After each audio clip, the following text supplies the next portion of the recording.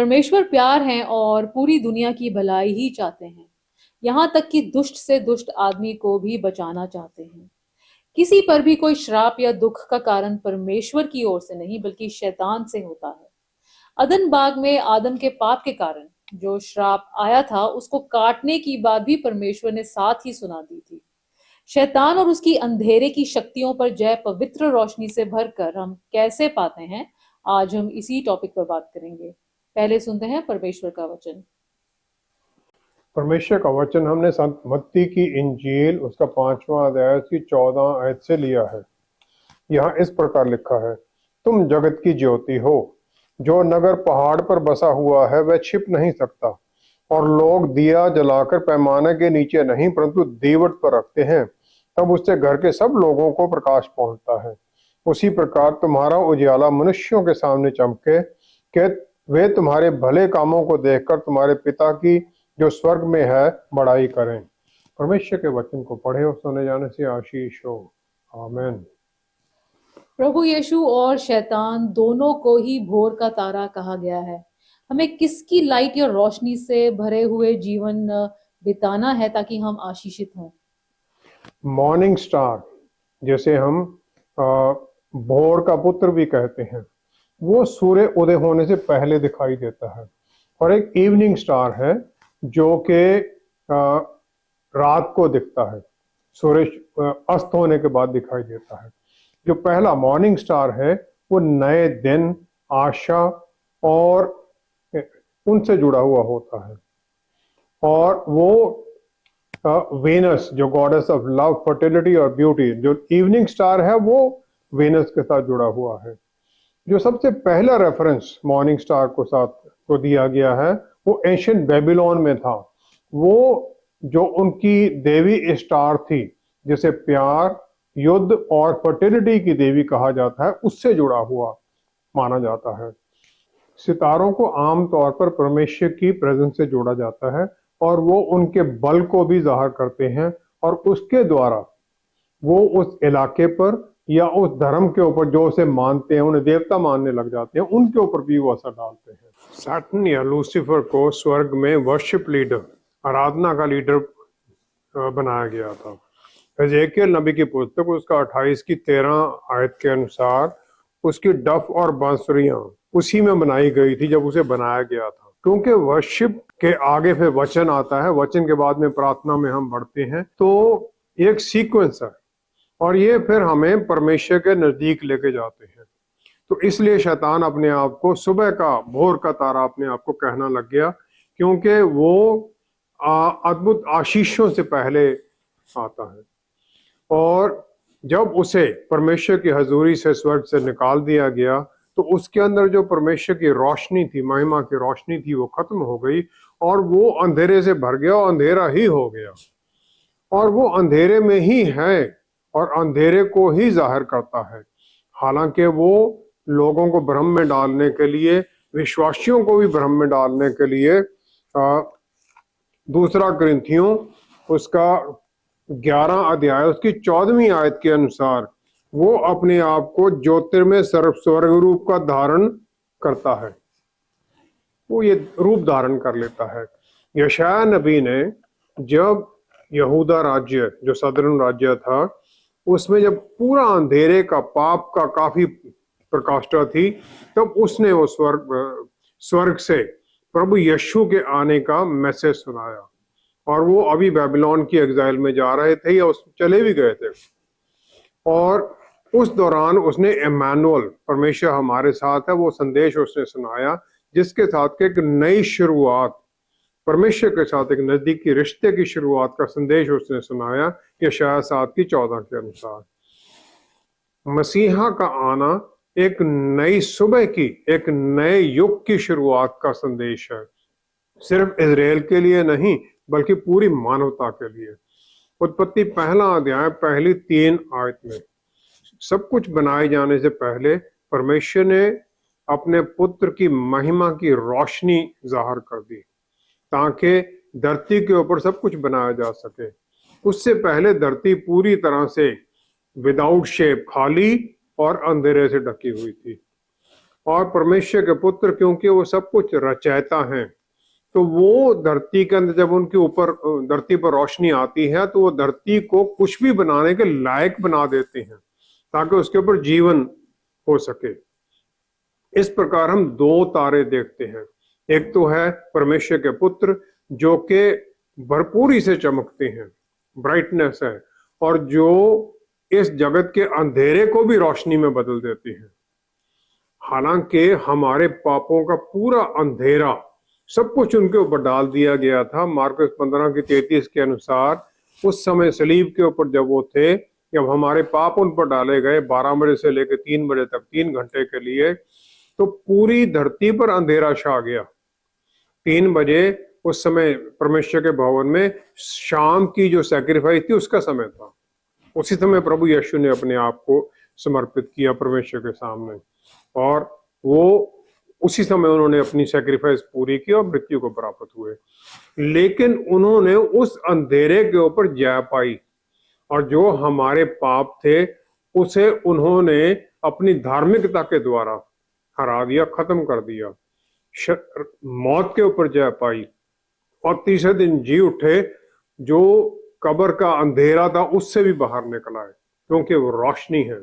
और फिर उन्होंने इस धरती के ऊपर आनंद और आशा की एक नई सुबह की शुरुआत की। जो दूसरा तारा है, जो गिरा हुआ तारा है, जिसकी रोशनी बुझा दी गई है, वो पूरी तरह से अंधेरे में छाया हुआ है। और ये दोनों जो सुबह के सितारे का हैं, उनकी एक्चुअल रियलिटी ये है, शैतान अपने आप को जाहिर करता है कि वो भी आशा लेके आता है, जो उसके पीछे चलेंगे उनके जीवनों में अद्भुत खुशियां लेके आएगा, लेकिन एक्चुअल में वो उन्हें अंधेरे से भर देता और अंधेरे से छुपा देता है, बुराई और पाप के अंधेरे में छुपा देता है। प्रभु यीशु दूसरी तरफ मुक्तिदाता है, वो पवित्र सैक्रिफाइस बन गए हम सब के लिए, और शैतान हमारी सैक्रिफाइस मांगता है अपने ऊपर, अपने ऑल्टर के ऊपर, जो बुराई और पाप का ऑल्टर है उसके ऊपर हमारी कुर्बानी मांगता है। वो प्रभु यीशु हमारे लिए कुर्बान हो गए। तो ये दोनों तारों का फर्क है। जो सच्चा भोर का तारा है प्रभु यीशु, वो अपने फॉलोअर्स को, जो अपने उनके अनुयायी हैं, उन्हें वो स्वर्ग की तरफ उठाते हैं। यूहन्ना 14:3 आयत में उन्होंने कहा है कि वहां एक तुम्हारे लिए जगह भी मैं तैयार करता हूं। वो स्वर्ग का रास्ता खोलते हैं। एक बार स्वर्ग में पहुंच गया मृत्यु के बाद में, जब वहां पहुंचा तो उसे बताया गया कि तुम चॉइस कर सकते हो। तो उसने कहा मैं देखना चाहता हूं नरक में क्या है। जब वो नरक में गया तो उसे वहां पर एक अद्भुत 5 स्टार ट्रीटमेंट का मिल गया समय। वहां पर उसने देखा कि हर तरह का आराम है, खुशियां हैं। तो 7 दिन वहां पर रहा, जैसे 5 स्टार होटल होता है वैसे रहा वहां पर। वापस आया जब वो स्वर्ग में, तब उसने कह दिया मुझे तो नरक में ही ठीक है। जब वो नरक में पहुंचा तो आग के जो गंधक की आग है उसमें डाल दिया गया। जब वो चिल्लाया तब उसने पूछा ये क्या है, तब उससे बताया गया कि वो जो 5 स्टार होटल है वो एडवर्टीजमेंट है, वो दिखावे के लिए, जैसे तुम वायदे करते हो वैसे वायदे हैं ये, एक्चुअलिटी ये है। परमेश्वर ने हमें आशीष दी कि हम सीधे उस नरक के कुंड से निकलकर स्वर्ग की आशीषों में पहुंच जाएं। हमारे लिए ये आशीष उन्होंने प्रभु यीशु ने दी। शैतान भी इसी प्रकार लोगों को भ्रम में डालकर एडवर्टीजमेंट देता है कि बहुत खुशी आनंद है, मेरे साथ आओगे तुम, आपके जीवन में बहुत आनंद है, लेकिन वो सब कुछ उस नष्ट नाशवान जीवन की तरफ ले जाता है, नाश होने के लिए ले जाता है, आग में डालने के लिए लेके जाता है, परमेश्वर से दूर करने के लिए लेके जाता है। प्रभु यीशु प्यार हैं और वो किसी पर जबरदस्ती नहीं करते हैं कि मेरे पीछे आओ। प्रकाशित वाक्य 3 अध्याय 20वीं आयत में वो हमारे मन के द्वार के बाहर खटखटाते हैं वो, और ये भी नहीं कि बार बार खटखटाते जाते हैं, जैसे कोई घर का आता है तो खटखटा ही जा रहा है, रिंग किए जा रहा है, वो नहीं। वो बीच में एक बार घंटी बजा दी, फिर रुक गए, फिर कहीं बीच में उन्होंने फिर खटखटा दिया कि भाई मैं यही हूं। हमें अपने मन का द्वार खोलना है उन्हें भीतर बुलाने के लिए, ताकि वो आए।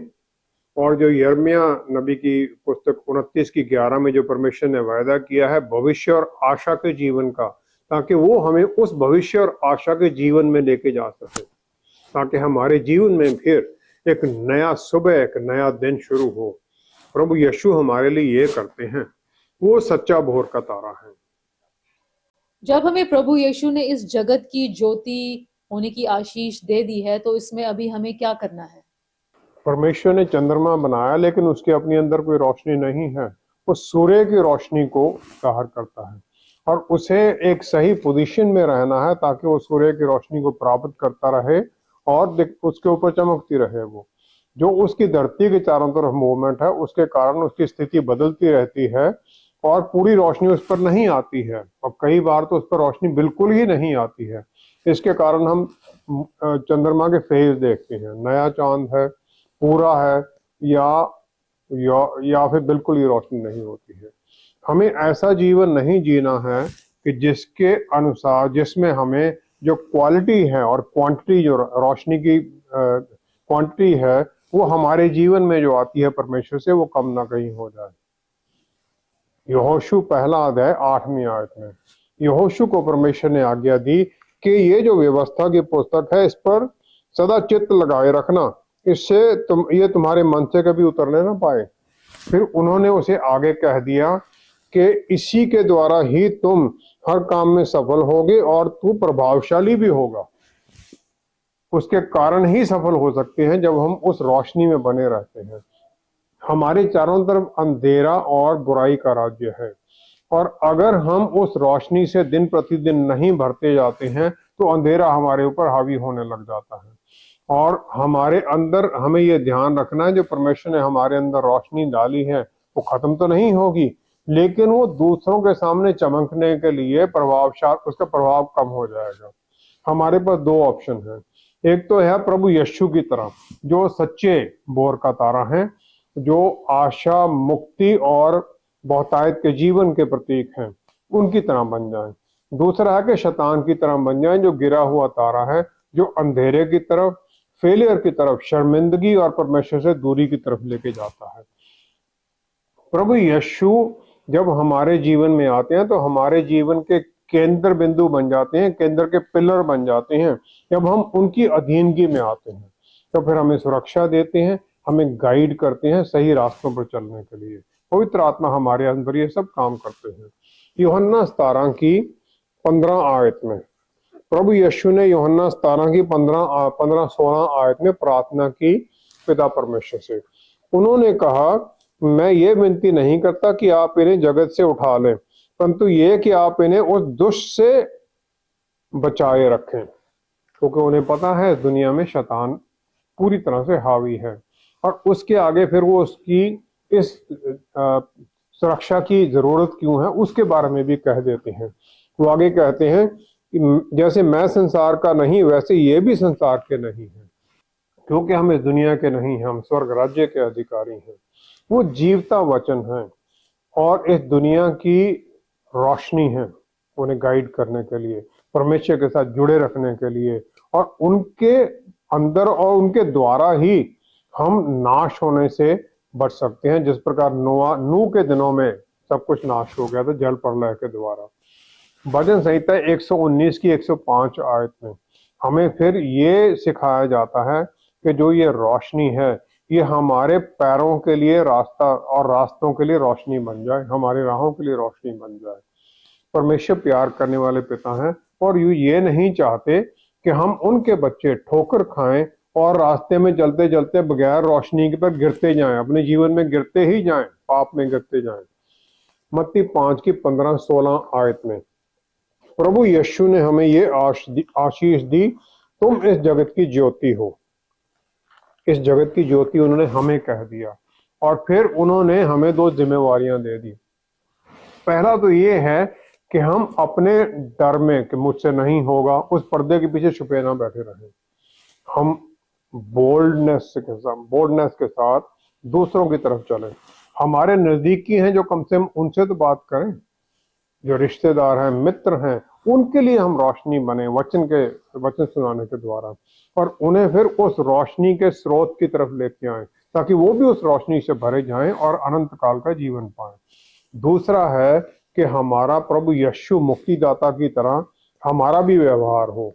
आगे उन्होंने कह दिया, तुम्हारा उजाला मनुष्यों के सामने चमके कि वे तुम्हारे भले कामों को देखकर तुम्हारे पिता की जो स्वर्ग में है बड़ाई करें। हमारे भले कामों को देखकर परमेश्वर की महिमा हो। परमेश्वर का प्यार हमारे लिए अगापे लव है, जो पत्रस रसूल से प्रभु यीशु ने मांगा था यूहन्ना 21 की 15 आयत में। ये जो प्यार है ये परमेश्वर का हमारी तरफ है, जो पवित्र है, स्वेच्छा से है। उन पर कोई मजबूरी नहीं हमें प्यार करने के लिए। कुर्बानी वाला लव प्यार है, जो कि पूरी तरह से चाहता है जिसे प्यार कर रहा है उसकी भलाई ही हो। पत्रस रसूल ने तीनों बार उत्तर में जब उन्हें वो अगापे लव के बारे में पूछा गया तो उन्होंने फीलियो के बारे में बता दिया। फीलियो प्यार वो क्या है? एक भाई के अंदर दूसरे भाई के साथ म्यूचुअल अफेक्शन है। तीसरी बार प्रभु यीशु ने पत्रस रसूल को इसी प्यार के लिए कंफर्म करने के लिए कह दिया कि तुम मुझसे फीलियो प्यार तो करते हो ना। परमेश्वर हमें किसी भी तरह किसी भी परिस्थिति में जबरदस्ती नहीं डालते हैं, और जो कुछ भी हम उनके पास लेके जाते हैं उसी को स्वीकार करते हैं। हम उनके पास जाएं तो सही, वो तो हमारी वेट करते हैं। पुराने नियम में जो ऑफरिंग ले जाई जाती थी वो एक बैल से लेकर एक डव कबूतर की दोनों में रेंज कर रहा था कि कितना कोई अफोर्ड कर सकता उसके मुताबिक दे सकता था। सिर्फ एक ही रिक्वायरमेंट थी, वो ये थी कि वो बगैर किसी ब्लेमिश के, बगैर किसी डिफेक्ट के हो, साफ हो। आज भी हमारे परमेश्वर हमसे यही चाहते हैं हमारे जीवनों में कि हम उनके पास पहले आए, उन्हें हम प्रथम स्थान दें। हम उन्हें अपने जीवन में एड ऑन नहीं बना सकते कि हमारे इतनी आराधना करने वाले चलो आप भी इधर आ जाओ, वो नहीं होगा। अकेले वही होंगे। वो चाहते हैं कि हम पूरी कमिटमेंट के साथ उनके साथ चलें, और इसी के लिए वो तैयार भी करते हैं। जो हमारे अच्छे काम हैं वो परमेश्वर की महिमा के लिए हैं, पिता परमेश्वर की महिमा के लिए जो स्वर्ग में है, और फिर हम उनके रास्तों को अपने जीवन में आगे करें। भजन संहिता 24 की 3-4 आयत में राजा दाऊद पहले सवाल करता है कि हे परमेश्वर, आपके पवित्र स्थान में कौन आ सकता है? वो कहता है यहोवा के पर्वत पर कौन रह सकता, कौन चढ़ सकता है, और उसके पवित्र स्थान में कौन खड़ा हो सकता है? सिर्फ जो सच्चा है, जो पवित्र है, जो उनकी तरफ जुड़ा हुआ है, वही उनकी हजूरी में जा सकता है, जिसके पाप क्षमा किए गए हैं। और फिर आगे उसने ये उत्तर दिया, जिसके काम निर्दोष और हृदय शुद्ध है। हमारा हृदय शुद्ध, पवित्र आत्मा परमेश्वर हमारे अंदर काम करते हैं, और प्रभु यीशु हमारे पापों की माफी के द्वारा हमें इस लायक बना देते हैं कि परमेश्वर के सामने खड़े हो सके। जिसके काम पवित्र हैं, जिसके इच्छाएं पवित्र हैं, जिसके लिए मन में दूसरों के लिए कोई बुराई नहीं है, वो जा सकता है। पत्रस रसूल जिसे बहुत लोग ये सोचते हैं तो एक मशवरा था, अनपढ़ मशवरा जिसे कोई बहुत पता नहीं था, लेकिन उन्होंने हमारे अंदर उस पवित्र रोशनी, नए जीवन की रोशनी के बारे में आने के लिए बता दिया। पहला पत्रस 5-6 आयत में, 5 अध्याय 6 आयत में उन्होंने सिखाया, परमेश्वर के बलवंत हाथ के नीचे दीनता से रहो, जिससे वह तुम्हें उचित समय पर बढ़ाएं। उचित समय पर हमें दीनता में रहना भी है और उचित समय का इंतजार भी करना है, ताकि परमेश्वर हमें उठाएं। उस स्वर्ग से जो पवित्र रोशनी, उसे भरे जाने के लिए हमें सबमिशन में रहना है। उस सोर्स जो जहां से रोशनी आ रही, प्रभु यीशु के अधीनगी में रहना है। और इस प्रकार हम 2 तरीके से चल सकते हैं। पहला तो ये जो मिरर है उसकी तरह, उसने रोशनी पाई, रिफ्लेक्ट कर दी और कोई असर नहीं पड़ा, रोशनी खत्म, शीशा भी अंधेरे में। दूसरा एक प्रिज्म की तरह बन जाना। प्रिज्म के अंदर जब लाइट जाती है अपने बीच से गुजरने देता है, लेकिन उस लाइट के जो अद्भुत रंग हैं वो सब आगे फिर दिखाई देने लग जाते हैं। हमें भी इसी प्रकार उस रोशनी को प्राप्त करना है, उससे प्रभावित होना है, भरे जाना है, फिर उस रोशनी के जो पवित्र रंग हैं, अद्भुत रंग हैं, वो दूसरों के सामने जाहिर करना है। जो उनकी आशीषों के रंग हैं वो उनके ऊपर जाहिर करना है, ताकि फिर वो लोग भी उस रोशनी में आने के लिए उत्सुक हों और हम उन्हें उस रोशनी की तरफ ले जा भी सकें। हर एक विश्वासी के मन में ये इच्छा तो होती ही है कि उसके द्वारा भी संदेश दूसरे लोगों तक पहुंचे, लेकिन फिर इस जीवन के बोझ से दब जाते हैं। हम इसे किस प्रकार पूरा कर सकते हैं? सबोपदेशक 3 अध्याय 11 आयत के अनुसार परमेश्वर ने इंसान को बनाया और उसके अंदर उसके मन में एक अद्भुत इच्छा डाल दी। उन्होंने यहाँ लिखा है, उसने सब कुछ ऐसा बनाया कि अपने अपने समय पर वे सुंदर होते हैं। फिर उसने मनुष्यों के मन में अनादि अनंत काल का ज्ञान उत्पन्न किया है। He has put eternity in their hearts। हमारा जो व्यू पॉइंट है उसके अनुसार बहुत बार परमेश्वर हमें गलती लगते हैं। जो परमेश्वर के मन का इंसान है, राजा दाऊद भजन संहिता 13 की पहली आयत में वो भी एक बार बोल उठते हैं, हे परमेश्वर कब तक, क्या तू सदैव मुझे बुला देगा। वो भी ऐसे चला उठता है। हम ये नहीं देख सकते हैं जो परमेश्वर देख रहे हैं, लेकिन एक दिन हमारे लिए सब कुछ अच्छा हो जाता है। तब तक हमें उनके अंदर विश्वास में चलना है कि वो सब कुछ उनके कंट्रोल में है। जब परमेश्वर ने अपनी रोशनी हमारे अंदर डाली तो उस जो आत्मा की जो रोशनी थी उसके साथ फिर हमारे अंदर ये भी इच्छा पैदा होती है कि हम जो हमारे ज्ञान से बाहर है उसे जानने की कोशिश करें। और इसी के द्वारा हमें जानवरों से अलग किया गया है, क्योंकि उनमें ये सोचने की शक्ति नहीं है। और इसी के कारण ही इंसान जो अननोन है उसे ढूंढने की कोशिश करता है, जिसके कारण अद्भुत आविष्कार हुए हैं और मानव के जीवन में आशीष मिली है। हम अपने जीवन का पर्पस क्या है वो ढूंढने की कोशिश करते हैं, और इसके लिए अब्राहम को परमेश्वर ने चुना ऐसी जगह पर जाने के लिए जो उसे बताया भी नहीं पहले। और इस सब के बावजूद भी कोई भी ये नहीं समझ सकता है कि परमेश्वर की प्लानिंग शुरू से आखिर तक क्या है, जब तक कि वो खुद हमारे ऊपर ज़ाहिर ना करें। हम अपने जीवन का पूरा मकसद समझ नहीं सकते हैं। और यो हमारे अंदर ये इच्छा है, ये हमें परमेश्वर में विश्वास में चलने में शुरू करती है, और फिर उनके टाइमिंग में अधीनगी में आने में हमें आशीष देती है। और फिर हम इस धरती की आशीषों में खुशियां नहीं मनाते, बल्कि हम स्वर्ग की तरफ देखते हैं। और कुछ चीजें ऐसी हैं जो कि अनंत काल में ही पूरी होंगी, जो कि यूहन्ना रसूल को परमेश्वर ने दिखाया भी। जब हम इस धरती पर हैं, पहला तो हमें ये है कि हमें जहां पर हैं हम हैं उसमें परमेश्वर पर विश्वास रखना है। हमारे जीवन में आनंद भी हैं, चैलेंजेस भी आते हैं जो हर दिन हम फेस करते हैं, हमारे सामने आता है। और जब हम आनंदित होते हैं तो खुशी मनाते हैं परमेश्वर के लिए, और जब हम दुख में होते हैं तो फटाफट उससे निकलने की कोशिश करते हैं। और इन परिस्थितियों में परमेश्वर की तरफ से नजर हट जाना बहुत आसान होता है। जब अच्छे टाइम होते तो हम सोचते हैं देखो मैंने ये कर लिया। जब दुख में होते हैं तो हम उसका उत्तर एकदम ढूंढना चाहते हैं, और जब उत्तर नहीं आता हम निराशा की तरफ बढ़ते हैं। हमें ये याद रखना है कि परमेश्वर हर चीज कंट्रोल कर रहे हैं और हमारे ऊपर वो देख भी रहे हैं, उनकी नजर है। यूसुफ को उसके भाइयों ने दास्ता में बेच दिया। उसके मास्टर की पत्नी, पोतीफर की पत्नी ने उसके ऊपर झूठा व्यभिचार का आरोप लगा दिया, उसे जेल में डाल दिया गया।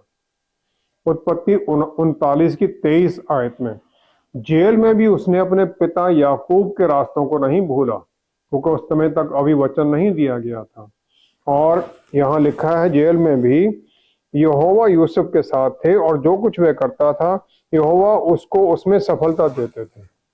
हर चीज में सफल होता था क्योंकि परमेश्वर उसके साथ थे, क्योंकि वो परमेश्वर की उस रोशनी में दिन प्रतिदिन चमकता रहा। तो फिर उसने फिरौन का जो सपना था वो भी उसने सही तरीके से बता दिया। उत्पत्ति 41 की 38 में फिर फिरौन उसे मिस्र का प्राइम मिनिस्टर बना देता है, और ये कहता है 41 की 38 में, क्या क्या हमको ऐसा पुरुष जैसा वह है जिसमें परमेश्वर का आत्मा रहता है मिल सकता है? वो भी उसमें परमेश्वर की रोशनी को देखता है। और जागा था वो सवेरे जेल के अंदर, लेकिन शाम को सोया एक महल के अंदर। परमेश्वर ये सब बदल देते हैं। चांद चंद्रमा धरती की चारों तरफ घूमता है, और हमें भी प्लान, जो परमेश्वर की प्लान है, जो सोर्स है, उसके चारों तरफ बने रहना है। और दूसरा हमारे लिए ये है कि हमारा फोकस परमेश्वर पर बना रहे। भूल भुलैया में फंस जाना बहुत आसान होता है, अंधेरे में चले जाना बहुत आसान होता है। जिस प्रकार शैतान ने हवा को टेम्प्ट किया था कि तुम परमेश्वर जैसे हो जाओगे, उत्पत्ति 3 अध्याय 5वीं आयत के अनुसार। यूहन्ना 8 की 12 आयत में प्रभु यीशु ने यह कह दिया कि तुम, पहले उन्होंने कहा मैं इस जगत की ज्योति हूं, फिर वो कहते हैं 8 की 12 में, जगत की ज्योति मैं हूं, जो मेरे पीछे होलेगा वह अंधकार में ना चलेगा परंतु जीवन की ज्योति पाएगा। जो मेरे पीछे चलेगा। अंधेरे में चलना शैतान के साथ मिल जाना है, पापों में जाना है। जीवन की ज्योति में चलना है, परमेश्वर के साथ जुड़ना और आशीषों के रास्ते पर चलना। क्योंकि हमारे अंदर पाप की प्रवृत्ति अभी भी बनी रहती है, हम पाप भी करते हैं, लेकिन हमें उसमें से उठना है, तौबा करना है और परमेश्वर की रोशनी में दोबारा आना है। और जब हम उनकी उस पवित्र रोशनी पर मन लगाते हैं, उनके वचनों पर मन लगाते हैं, तो फिर हमारे काम भी वैसे ही होने लग जाते हैं। हमारा जीवन और दूसरों के साथ रिश्ते भी हमारे बदलने लग जाते हैं, प्यार के रिश्ते बनने लग जाते हैं। जब हम रोशनी में होते हैं तब हम परमेश्वर का धन्यवाद करते हैं, दूसरों के लिए आशीष बनते हैं, दूसरों को आशीषित करते हैं। यहूदा 24 की 25 आयत में, यहूदा प्रभु यीशु का भाई है। और फिर उन्होंने आखिर में यह कह दिया, अब जो तुम्हें ठोकर खाने से बचा सकता है और अपनी महिमा की भरपूरी के सामने मगन और निर्दोष करके खड़ा कर सकता है, उस एकमात्र परमेश्वर हमारे उद्धारकर्ता की महिमा और गौरव और पराक्रम और अधिकार हमारे प्रभु यीशु मसीह के द्वारा जैसा सनातन काल से है, अब भी हो और युगायुग रहे, युगायुग रहे। और वो इस प्रार्थना के साथ अपनी उस पत्री को खत्म करते हैं। वो प्रभु यीशु हमारी रोशनी बन गए, हमें रोशनी से भर दिया ताकि हम भरपूरी में चमके, उनकी उस रोशनी में चमके, हमें अपने अक्सर रूप में बदलने लग जाते हैं। पवित्र आत्मा हमें दे दिए और हमारे लिए उन्होंने अपनी हजूरी में आने के दरवाजे खोल दिए ताकि हम यहाँ पर उनकी हजूरी में बने रहें और अनंत काल तक उनके साथ रहें। और फिर उनके प्यार का संदेश हमें ले जाने का उन्होंने रास्ता खोल दिया। वो हमारे जीवन में सदा के लिए राजा और हमारे परमेश्वर बने रहें। आइए हम प्रार्थना करें। पिता परमेश्वर, धन्यवाद है आपका हर आशीष के लिए। धन्यवाद है आपने हमें पवित्र आत्मा परमेश्वर दिए हैं, मुक्ति दी है। पहले परमेश्वर इंसान बन गए, रोशनी बन गए, दुनिया की मॉर्निंग स्टार, और हमें उन्होंने अपनी रोशनी से भर दिया ताकि हम दूसरों के लिए आशीष का कारण बने। हम धन्यवाद करते हैं पवित्र आत्मा परमेश्वर के लिए जो हमें उस रोशनी में चलने में सहायता करते हैं, हमारी अगुवाई करते हैं। हम जितने लोग भी जुड़े हुए हैं, हम सब में प्रभु आपकी शांति, आपका प्यार, आपकी पवित्र रोशनी भरपूरी में चमकती रहे ताकि हम दूसरों के लिए आशीष का कारण बने। दूसरों के सामने हमारी ये रोशनी भरपूरी में चमके ताकि उनके जीवनों में भी आपकी रोशनी का प्रभु वो किरण पहुंचे, वो भी आपकी तरफ मुड़े। पिता परमेश्वर, सारी महिमा आपको देते हुए सब कुछ प्रभु यीशु के पवित्र नाम में मांगते हैं, आमीन। हम परमेश्वर के घर में उनकी आराधना, प्रभु भोज के लिए और एक दूसरे को उत्साह से भरने के लिए जाते हैं। इसी प्रकार फिर हम वहां से वचन का बल प्राप्त करके दूसरे लोगों में वही ज्योति लेकर पहुंचते हैं ताकि उन्हें भी परमेश्वर को सही रूप में पहचान लेने की आशीष मिल सके। पौलुस रसूल ने यही कहा कि मैं सब कुछ कर सकता हूं क्योंकि प्रभु यीशु मुझे बल देते हैं। क्या हम उनके इस बल और ज्योति के बिना कभी रह सकते हैं? Thank you so much for watching. See you next time. Stay blessed. Shalom.